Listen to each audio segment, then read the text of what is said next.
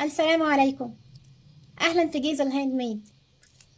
فيديو النهاردة هشتغل كوفية حريمي، موديل مختلف شوية عن الشكل اللي متعودين عليه. الكوفية خطواتها سهلة جدا ومناسبة للمبتدئين. هستعمل خيط هيمالايا سويت رول، وهشتغل معاه بإبرة رقم 5 ملي. هبتدي بأي عدد سلاسل. هعمل سلسلة بداية طولها حوالي متر. ممكن تبدأوا بأي عدد انتوا حابينه، بس خلوا بالكوا ان احنا هنعمل تزايد اكتر من مرة، فالمتر ده هيفرد معانا شوية.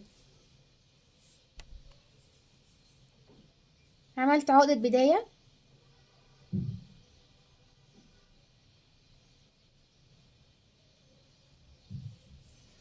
عملت سلسلة بداية طولها حوالي متر او متر وخمسة سنتي تقريبا.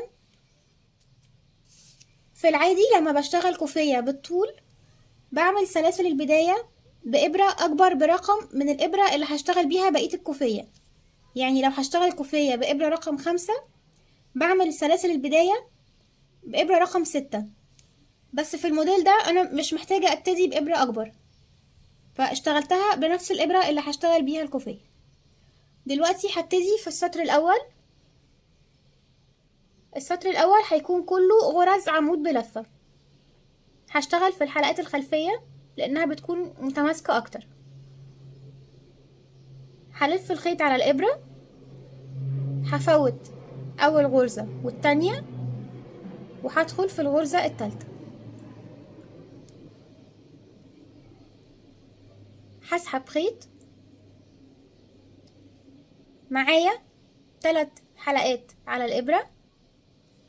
هسحب خيط وأعديه من أول حلقتين، وبعدين هسحب خيط تاني وأعديه من الحلقتين التانيين، وهكرر نفس الغرزة دي لحد آخر السطر.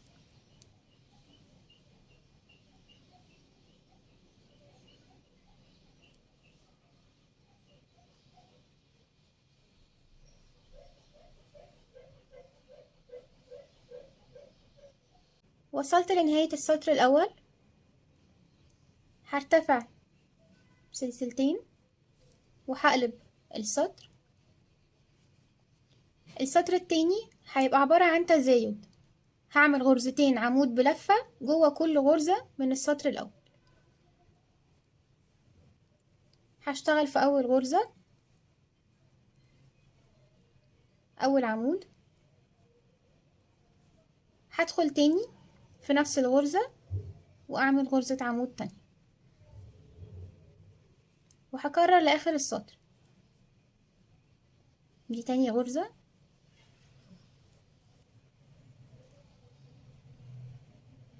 وهدخل تاني جوه نفس الغرزة وأعمل عمود تاني.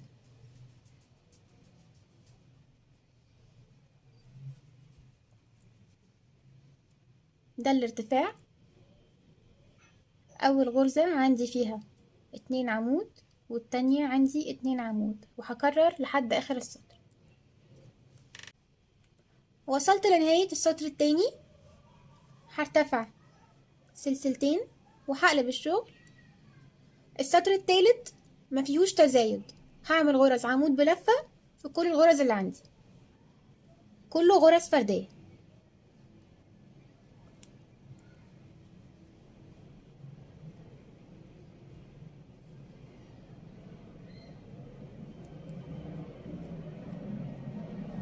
هبدأ دلوقتي في السطر الرابع.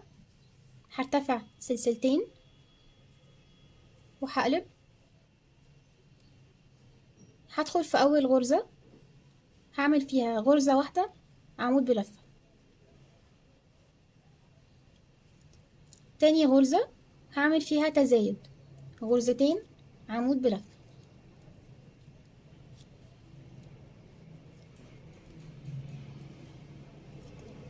هكرر الغرزتين دول لآخر السطر، غرزة عمود فردية وغرزة تزايد.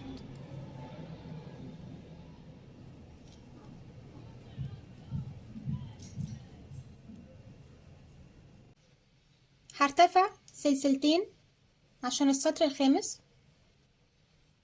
وهشتغل السطر كله غرز عمود فردية من غير تزايد، وهشتغل زي السطر الخامس السطر السابع والتاسع، يعني كل السطور اللي ارقامها فردية هشتغلها من غير تزايد.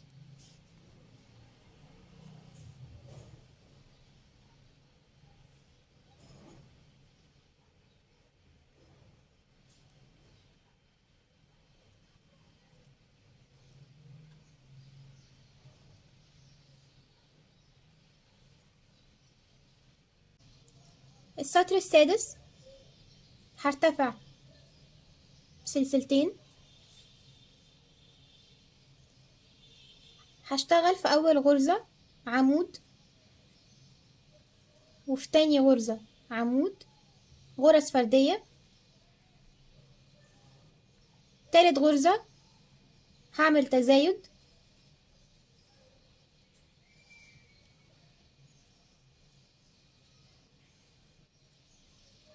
وهكرر لاخر السطر غرزتين عمود فردي وغرزة تزايد. وبعد ما اخلص السطر السادس السطر السابع هيبقى تكرار للسطر الخامس، هشتغله كله غرز عمود فردية مفيش تزايد.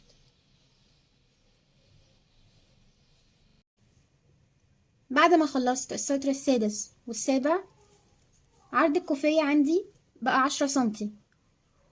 العرض ده بالنسبة لي مناسب جدا، فهوقف لحد السطر السابع. بس لو حد فيكم بيشتغل بخيط سمكه ارفع من كده ممكن يحتاج سطر او 2 كمان، فاللي عايز يزود عن السطور اللي اشتغلناها هيمشي بنفس النمط. السطور الفردية اللي رقمها فردي سطر رقم 1 3 و5 و7 و9 و11 وهكذا، كلها هتبقى سطور عمود بلفة غرز فردية ما فيهاش تزايد. التزايد هعمله في السطور الزوجية بس. ده اخر سطر زوجي اشتغلناه، السطر رقم 6 كنا عاملين غرزتين عمود فردي وغرزة تزايد. السطر رقم 8 هيبقى 3 غرز فردي وغرزة تزايد. سطر 10 هيبقى 4 فردي وواحدة تزايد، وهكذا كل سطر زوجي هزود معاه غرزة عمود. الكوفية بالمقاس ده استهلكت مني حوالي 260-280 جرام. طولها بعد ما خلصت بقى 150 سنتي، احنا كنا بادين ب105، طبعا مع التزايد اللي عملناه ده فردت كتير كده. يعني الكوفية خلصت، يا رب تكون عجبتكم، أكون قدرت أوصل الشرح بأسلوب بسيط، وإن شاء الله فيديو جديد.